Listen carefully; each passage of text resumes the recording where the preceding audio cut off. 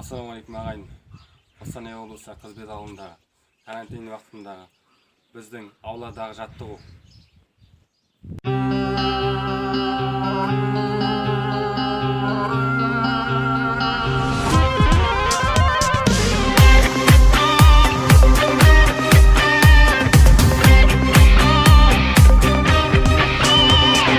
Біздің елде белі мықты, тегі мықты нарлар бар. Олар барда аласармас асқақтаған армандар. Алашымның арнамысын алаулатсын, жандырсын. Тау көтерген толағайдай тарландар мен арландар. Жекпе-жекте жеңілмеген батырлары арысы. Бабалардың рухын оят бүгінгінің барысы.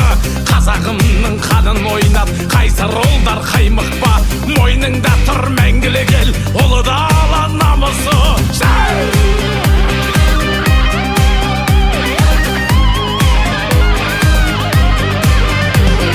Жауырынын жалғыз таппай жан беріскен бабалар.